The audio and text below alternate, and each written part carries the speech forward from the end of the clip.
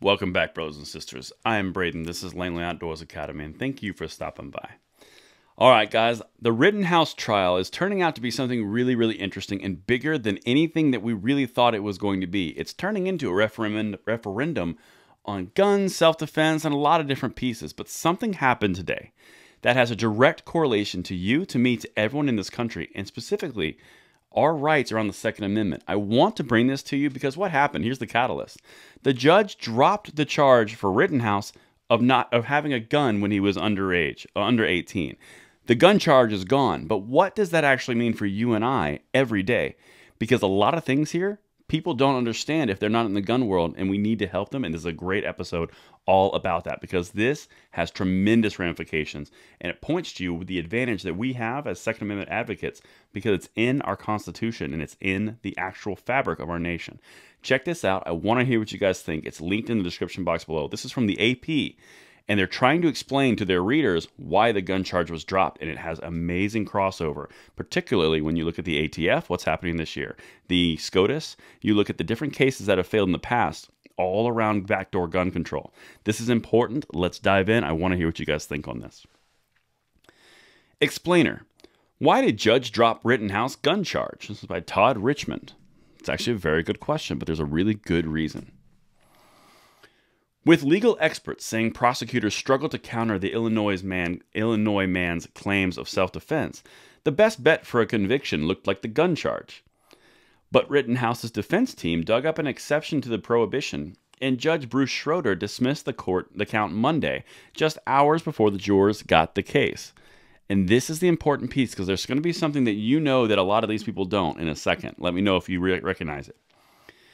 Under Wisconsin law, anyone under 18 who possesses a dangerous weapon is guilty of a misdemeanor published by up to 9 months behind bars. And that's what they were trying to get him on. Right? Anything else was gravy. But listen to what happened, and this is where it falls apart, and this is where the tie-in starts to establish. On its face, convicting Rittenhouse on that count looked like a legal slam dunk. No one contested that he was 17 the night of the protest on August 2020. Bystander I'm not going to read that part. Protest. All right, but check out the law that actually got them, and this has a tie-in. This is where you'll recognize it. But Rittenhouse's attorney seized on a subsection of the Wisconsin law that states the ban on minors possessing dangerous weapons applies to minors armed with rifles or shotguns only if those weapons are short-barreled. Did that ring any bells? Let me hit that again. Rifles and shotguns only if those weapons are short-barreled. Now, what do those two items that are short-barreled have to do with our National Firearms Act laws? That's the big hint. That is already illegal.